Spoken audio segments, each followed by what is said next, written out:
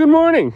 So, little boys are fast. Buddy's way down there. He's looking for peas. I don't know why he ran the whole, like he's almost run the whole half mile, but I was getting a little bit nervous here. So, most of our crops came up pretty fast, and these peas, they're over a week in the ground, I think. I'll have to check exactly. But anyways, that's a pea right there. Starting to just poke through. You can see that. That's another one right there I just shoveled away. So we might have seeded them a little too deep, I don't know. But peas can handle it, so not a big deal. This guy, for instance, like they're good and healthy, and they're easy enough to find. I just don't know why they're not coming through the ground right away. I guess there's another one here. And another one here. Okay, I mean, it's not too bad. Whatever. The odd volunteer canola, I don't know what's going to happen with that. We didn't seed canola with this, so. I know we've taken some pretty good lickings with peas. And I was pretty convinced it was always a weather event, right? Too dry at the wrong time, too wet at the wrong time. Peas, they're kind of a strange crop we find up here. I mean, they don't like being too wet, but they don't like being too dry. They can take a frost, they can take some other things. They're kind of a hardy crop to grow, but all of a sudden you just lose them. You know, it's too dry and the flowers fall off, or it's too wet and they all rot, or it's too whatever. It gets rained on in the fall and they fall over. Lots of ways to lose them. Hopefully this year, this field is one we just seeded peas. We didn't seed canola, so if we lose the peas, it'll be basically a total wreck. But yesterday was awfully busy day still. We finally caught up on our bags. We had a bunch of bags to make that we pushed off while we were seeding. It's just too hectic to run all the, but he's almost all the way across the field. That's crazy. It's just too hectic. We don't have enough people to run make feed and seed and get the fertilizer and spray and everything. So anyways, I got all those done. Yesterday we did a little bit of rolling and grinding, and Dad was cleaning out fertilizer, or grain vacuuming out bin bottoms and stuff like that, filling the feed bins. So there was one right there. Still looking for peas here. I'm not sure.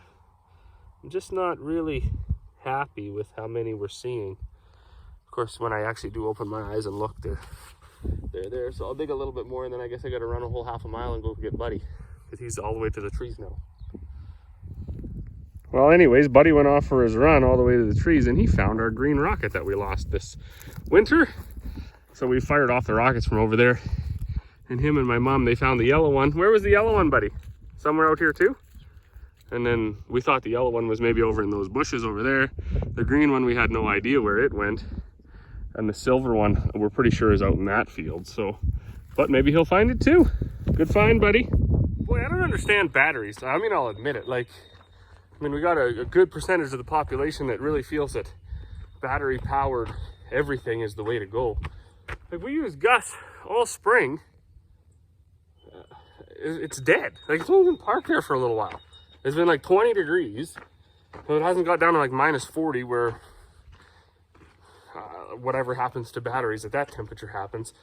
But yeah, I'd like to get on the bandwagon. I told one lady here, she was like, oh yeah, because my dad and I both worked in the patch, so that comes with the stigma of being anti-environment, which we're not. What we are is pro-production. So we want to get things done. We want to do a good job, get things done as fast and efficiently as possible. And at this point, I believe, I'm just grabbing the battery charger here. I believe that the best way to be productive is to burn hydrocarbons. There's chains wrapped in everything. Yeah, it's to burn some hydrocarbons, because I don't think the technology exists yet to generate the horsepower that we need to generate and sustain that horsepower for the hours we need to sustain it in order to get the job done. So if you're running around with your electric tractor and you get like a few hours of production, and then you got to charge it for 20 hours off of whatever system. I mean, I realize there's renewable energy, but I think most of our charging systems are hydrocarbon based. So, or if not hydrocarbon based, they're hydro based, which took a fortune of hydrocarbons to build that plant. So I just don't think we're there yet. That's what I'm trying to rant on about. Because when the batteries just die, just sitting there, I mean, and there's big batteries in there, so crazy.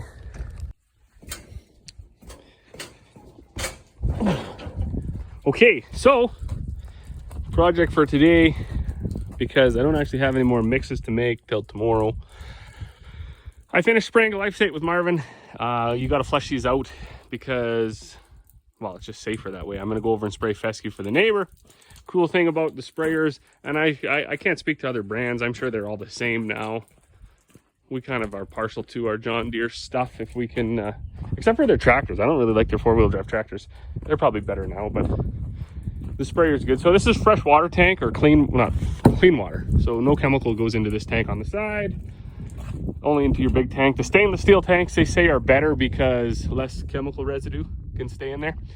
So when I finished spraying glyphosate, my last trip, I had this freshwater or clean water tank filled right up. So I sprayed right out because that's another cool advancement with sectional control and stuff like that. If you need to spray 135 acres and you put 135 acres worth of chemical in the sprayer, you will get done and you won't have very much extra and you won't run out. So I finished up, tank was empty. Then I switched these valves over, pump all that fresh water through the booms. So you switch this valve from solution tank to rinse tank. I left it on spray, and then I turned my chemical tank jet nozzles on. So all the water from the rinse tank was going through these filters, rinsing out the tank, and then getting sprayed through the boom. And then I just made a few more rounds on the field and sprayed it out like that. I'm not sure what other guys do. I'm sure there's a whole process of how you're supposed to do this and trap your rinse or whatever, but I mean, that's just ridiculous, because what do you do with it all? The stuff was designed to be mixed and sprayed on the field, so that's what we do. We spray it on the field. The little bit extra water you're spraying on, you don't rinse it off the leaves, you don't lose efficiency from your chemical, you don't lose any of that stuff. No matter what anybody will say, your chem reps or something, that's crazy. So by the time it gets back to the yard, it has had a whole 100 and some gallons of water, fresh, clean water, flushed through the booms. That whole system is out. I do it a couple more times. Then you just have clean water going through, rinse out the tank. Then I take these filters out, rinse them out with water, put them back in, and you're ready to go for the next chemical. Well, look at me today. I get to do something different than make bags. Pretty exciting. Over here spraying the neighbor's fescue. Really nice crop.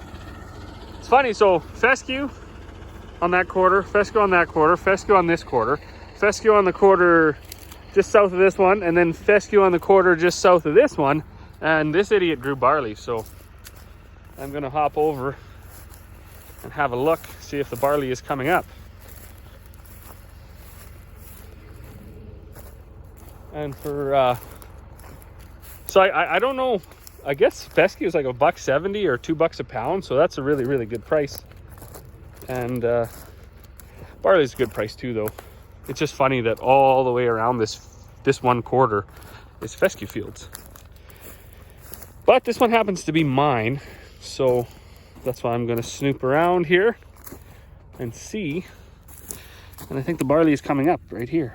So that's good emergence. I gotta say, with that drill, I mean, it's I'll have to check that one. Look at that.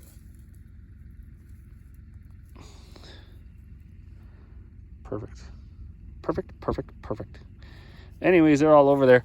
Of course, this is the headland, so there are some on top from when I pull the drill out of the ground and make a pass. Good to see the weeds are dead. I did get over here before I seeded it. I sprayed it with glyphosate because we didn't have time to work it. Plus it was wet anyways, so didn't want that. Just didn't want to make that extra trip. But it looks like it's coming fairly well. So this was the very last field that we seeded. So it'll be interesting to see. The day before this one got seeded, we seeded one out by the house. We seeded that with a flexi-coil drill. And I'm kind of interested to see if there's a big difference in emergence. So this one's already up. And when on my way back home, I'm gonna stop and check it out. That one should be, it should be a day ahead of this one. All right, well, I finished over there for the neighbor north of town. And now I am over here on our field. So this was seeded with our flexi-coil drill, and it was barley. It was seeded a day before we went over and seeded that quarter of ours north of town. Now I did see one, so they are coming through. So there's a few right there. Here's a few more. So they are definitely coming up. I'm not sure at this point if I can really say which one is better. It's a relief though to know that everything is coming up.